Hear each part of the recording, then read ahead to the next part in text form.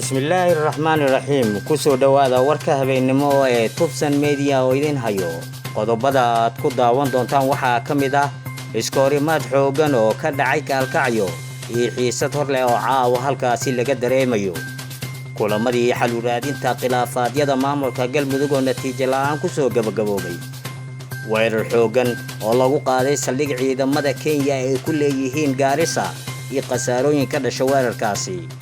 ciidamada dawladda federaalka oo markaasi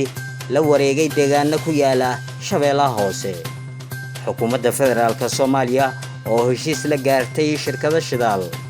maxkamadda racfaanka Puntland oo go'aan ka gaartay kiiska Caaisho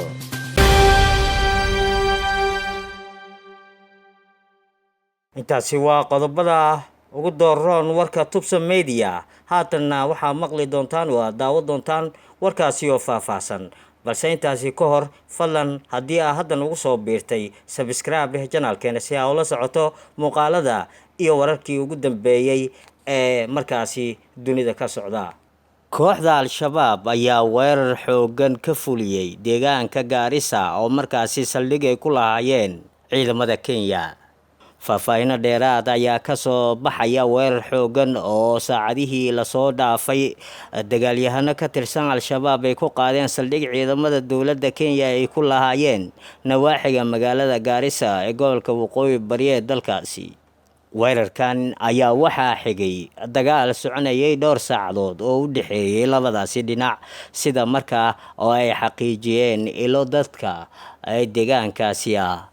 saldhigga la weeraray ayaa ku yaalay deegaanka Yumbis oo u dhow magaalada Gaarisa ee dhulka NFD al-shabaab oo war ka soo saaray weerarkaasi ayaa waxa ay sheegeen in dagaalka ay kula wareegeen saldhigga ciidamada Kenya ay ku lahaayeen halkaas isla markaana ay ku soo furteen saanad military sida ay hadalka u dhigeen sidoo kale warka ka soo baxay al-shabaab ayaa intaasi ku daraya in ay dab qabadsiinayeen xarun ay shirkadda isgaarsiinta Safaricom ay ku lahayd deegaanka Yumbis kadib markii ciidamadii ilaalada ka ahaa ay goobta ka baxsadeen dhanka kale taliska ciidanka booliska ee dalka Kenya ayaa ka hadlay dagaalkaasi iyo weerarkii ka horeeyay intaba afayeenka booliska dalkaasi Charles Owino ayaa shaaciyay in ay iska caabiyeen weerarkaasi lagu soo qaaday ciidamada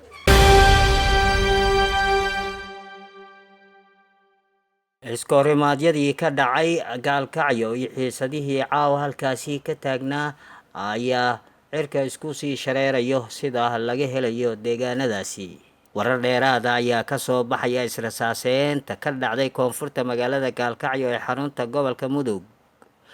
israsaaseynta ayaa la sheegayaa inay timid markii ay isku dhaceen ciidamada nabad sugidda oo halkaasi ku sugnaa iyo sidoo kale kooxo maleeshiyaad oo sida la sheegay magaalada ayana dhinac kaga sugnaa ugu yaraan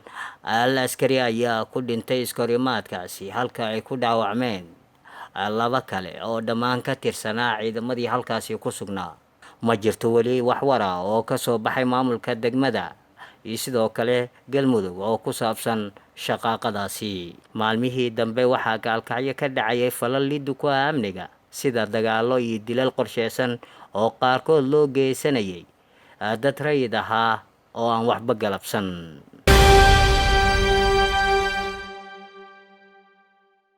ciidamada dawladda federaalka Soomaaliya oo la wareegay deegaan ku yaala Shabeellaha Hoose ciidanka danab ee xoogga dalka ayaa saaka al-shabaab kala wareegay deegaano hor leh oo hoos taga magaalada Marka ee xarunta gobolka Shabeellaha Hoose ciidanka danab ayaa hadda howlgallo iyo baaritaano ka wada gudaha deegaanka Ceel Saliin oo ay saaka la wareegeen kaasoo dhanka waqooyi 20 kiiloomitir kaga beegan magaalada Marka ee xarunta gobolka Shabeellaha Hoose saraakiil ka tirsan xoogga dalka oo la hadlay warbaahinta dawladda ayaa sheegay in ciidanka ay soo dhaweeyeen dadka deegaanka marka ay tageen oo ay gaareen halkaasi gobolka Shabeellaha Hoose waxaa ka soconaya howlgallo baaxad leh oo markaa ka dhan ah Al-shabaab oo weli maamula deegaano hoostaga gobolkaasi.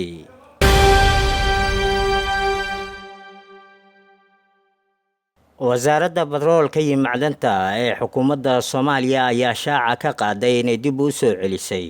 heshiisyadii dowladdii dhexe la gashay shirkadaha Shell iyo ExxonMobil oo muddo 30 sano ku dhawaad dalka ka maqnaa. wasiir ku-xigeenka wasaaradda macdanta iyo batroolka ee xukuumadda Soomaaliya mudane Maxamed Cabduqaadir Hilaal oo la hadlayay wakaaladda wararka qaranka Soomaaliyeed ee Soona ayaa u sheegay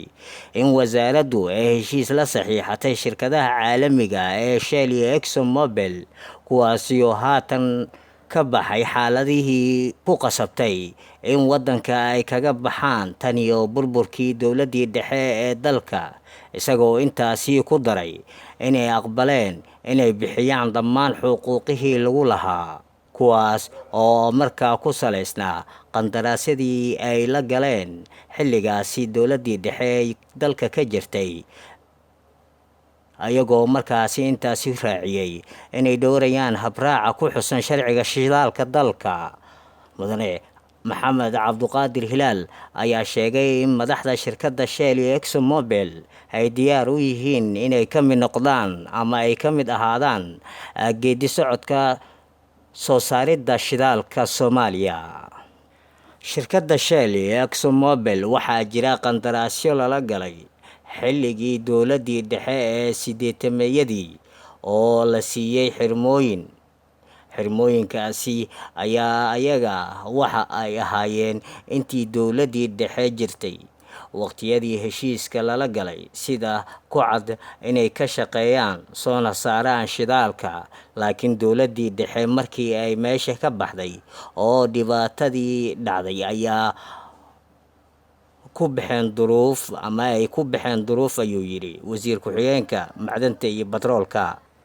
wasiir ku-xigeenka ayaa xusay in haatan madaxda shirkadaha ay aqbaleen heshiiska maadaama dowladda ay ku guuleysatay inay meel mariso sharciga shidaalka, isla markaana ay soo jawaabeen baaqii wasaaradda oo ahayd shirkadihii caalamiga ahaa ee heshiisyada lala galay ay dalka dib u soo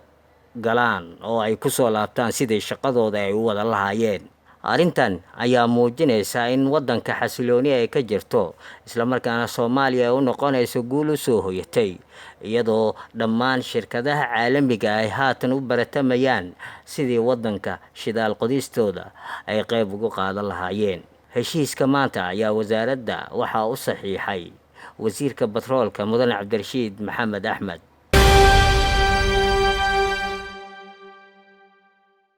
maxkamadda racfaanka gobolka Nugaal ayaa lagu wadaa in maanta ay dhageysato dacwadii ilaa 3 eedeysane oo loo haystay kufsigii iyo dilkii loo geystay Caaisha Ilyas Aadan oo 12 jir ahayd. raggan oo ay horay dil ugu soo xukuntay maxkamadda darajada koowaad ee Garowe ayaa kala Cabdifataax Cabdiraxmaan Warsame, Cabdisalaan Cabdiraxmaan Warsame iyo Cabdishakuur Maxamed Dige. qarinada difaacayay eedeysanayaashan ayaa horay racfaan uga soo qaatay xukunkaasi. lama oga in maxkamadda racfaanka ay burburin doonto xukunkii maxkamadda darajada koowaad iyo sidoo kale inay raaci doonto xukunkaasi. kiiskii Caaisha yar ayaa bishan Febraayo ee sanadkan ka dhacay magaalada Gaalkacyo, kaas oo ay si weyn ugu xumaadeen bulshada Soomaaliyeed.